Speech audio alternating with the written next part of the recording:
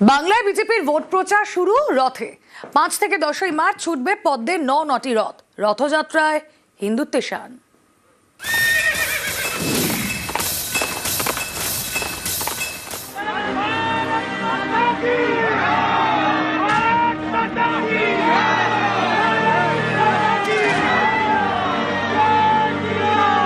সামনেই ভোট, বাংলায় গেরুয়া পালে হাওয়া তুলতে পথে বিজেপি, রথে বিজেপি। ফের বাংলায় গড়াবে পদ্ম রথের চাকা। কর্মসূচির নাম পরিবর্তন যাত্রা।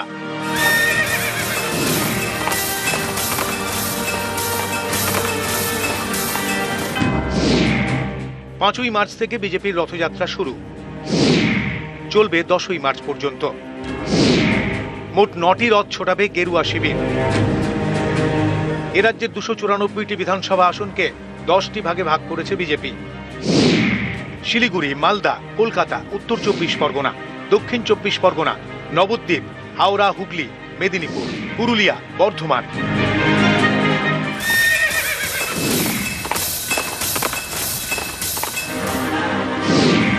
দশটি বিভাগের 5টি থেকে একটি করে রথ বের হবে, ঘুরবে বিভিন্ন বিধানসভা এলাকায়। বাকি 4টি রথ ঘুরবে বিজেপির বাছাই করা এলাকায়। মার্চে ব্রিগেডে সভা করার কথা নরেন্দ্র মোদীর। সব রথেরই গন্তব্য হবে এই ব্রিগেড ময়দান। বিজেপির রথে থাকবে বিভিন্ন কেন্দ্রীয় প্রকল্পের ট্যাবলো। প্রতি রথের দায়িত্বে থাকবেন রাজ্য স্তরের একজন নেতা।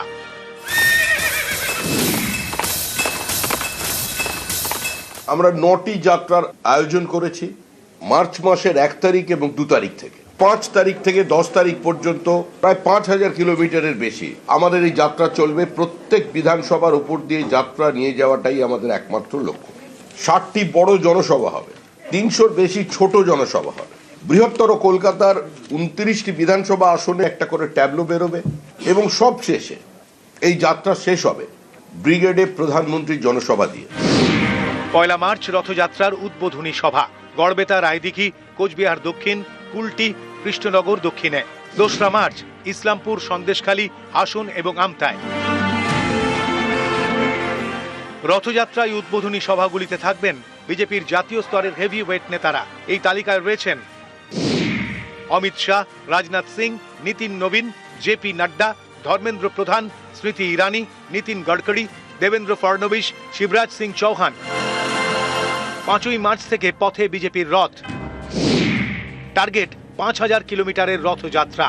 যাত্রাপথে 300টি ছোট জনসভা এবং 60টি বড় জনসভা করা। তৃণমূল সরকার চলে যাচ্ছে, তৃণমূল সরকার চলে গেছে। পৃথিবীর কোনো শক্তি তৃণমূল সরকারকে ফিরিয়ে আনতে পারবে না। আর সেই গতিপথকে আরো ত্বরান্বিত করতে কিংবা আরো মসৃণ করতে পশ্চিমবঙ্গ রাজ্য বিজেপির পক্ষ থেকে আমরা 9টি যাত্রার আয়োজন করেছি।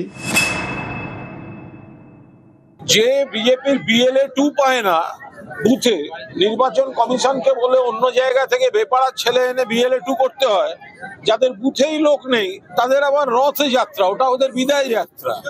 ট্যাক্সি করে 4টে লোক নিয়ে গিয়ে 2টো জায়গায় চা খেয়ে ছবি তুলবে। 2024-এর লোকসভা ভোট এবং 2021-এর বিধানসভা ভোটের আগেও বাংলায় রথ বের করে বিজেপি।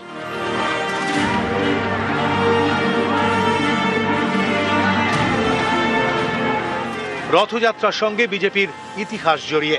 রাম মন্দির তৈরির লক্ষ্যে 1990 সালে রথ বের করেন লালকৃষ্ণ আডবাণী, গুজরাতের সোমনাথ থেকে উত্তরপ্রদেশের অযোধ্যা পর্যন্ত। এ নিয়ে সে সময় দেশ জুড়ে শোরগোল পড়ে যায়।